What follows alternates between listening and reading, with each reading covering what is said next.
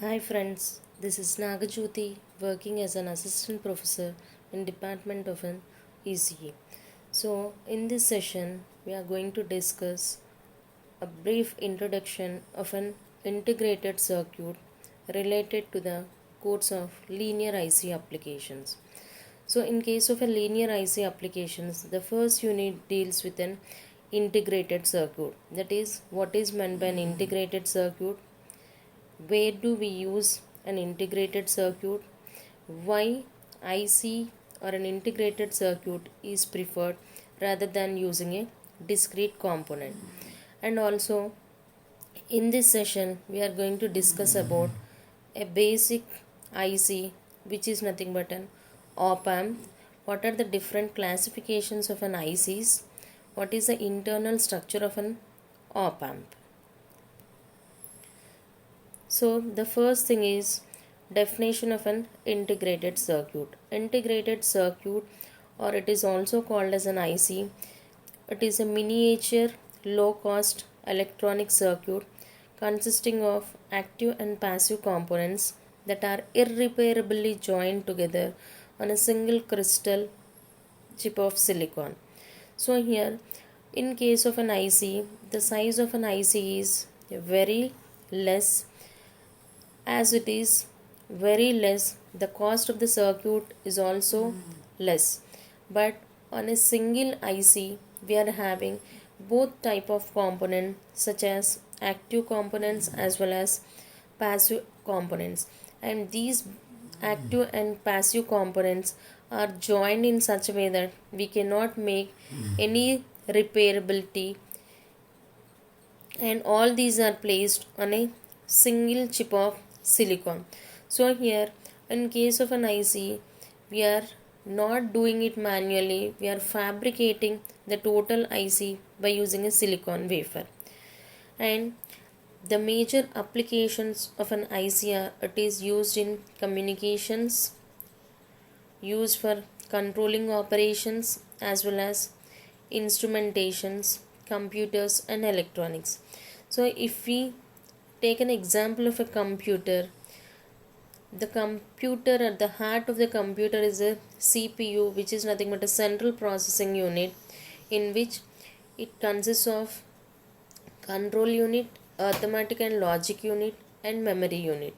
So if we open a CPU in which it consists of n number of ICs, and each IC is having its own functionality. So whatever the electronic equipments which we are seeing in our day-to-day life all completely deals with that of integrated circuits. Coming to the advantages of an IC, as we have seen that in case of a definition of an IC, which is miniaturization, that is the size of the IC is very small, and if the size of the IC is small, the power consumption or the voltages which we are using for that IC will also be less. If the power consumption of an IC is less, that directly reflects the cost of a circuit is going to be less. And basically these ICs are used in order to improve the functional performance, improvement of the characteristics, and it is used wherever we are doing a batch processing. That itself indicates if you want to design an IC in a larger quantity, that is making a large number of same ICs are nothing but called as batch processing. Coming to the classification of ICs, basically the classification of ICs are of two types. One is digital ICs and the second one is linear ICs. So if we are applying the input in terms of logic levels of zeros or ones, such an ICs are called as digital ICs. If you are applying continuous supply voltage, then it is nothing but called as analog or linear ICs. And these analog or linear ICs are classified into three different ways. One is monolithic circuits, second is thick and thin film, third is hybrid circuits. Coming to the monolithic, the name itself indicates mono is single.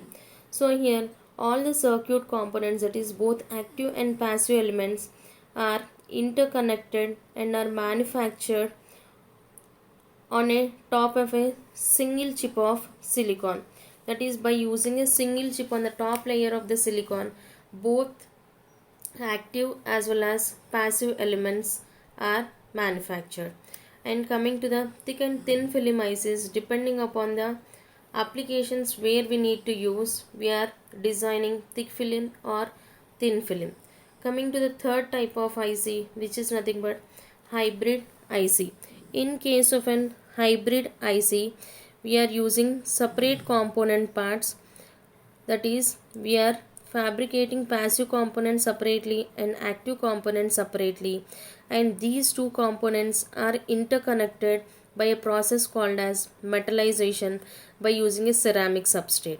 That is, in case of hybrid, we are using two different silicon wafers, one for passive and other for active, and these two we are interconnecting and we are designing a hybrid IC. And these monolithic ICs are of two different ways. One is bipolar and the second one is unipolar. The name itself indicates, in case of a bipolar, it uses transistors, but whereas in case of a unipolar, it uses the FETs. And in case of a bipolar, again these are classified into PN junction isolation or dielectric isolation. So here, whether it is a PN junction or a dielectric isolation, these classifications are based upon the type of the materials which we are using. Similarly, in case of a unipolar, whether it may be a MOSFET or JFET. Coming to the basic IC of an analog type or a linear type is an op-amp. So in case of an op-amp, the name itself indicates it is used in order to perform a basic operation of an amplification.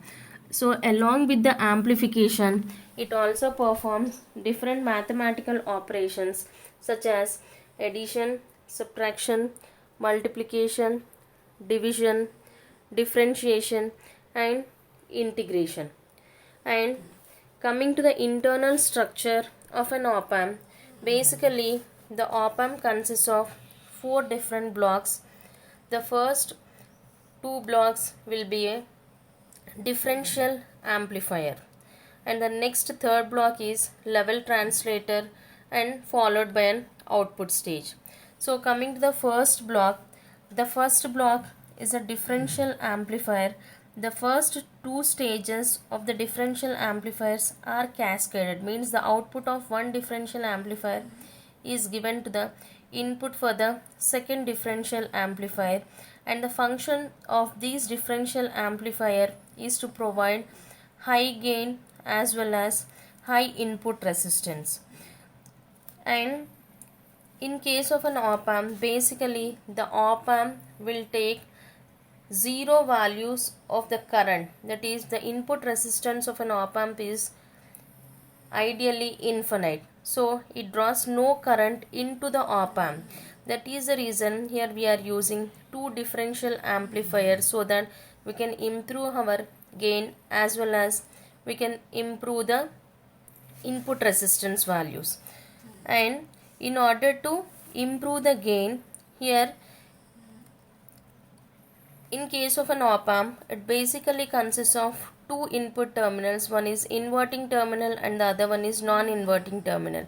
So in order to get high gain, the difference mode signal and common mode signals, that is it should amplify only the different signals and it should cancel out or reject the common mode signals, so that it can suppress any undesired signals which are present at the inputs.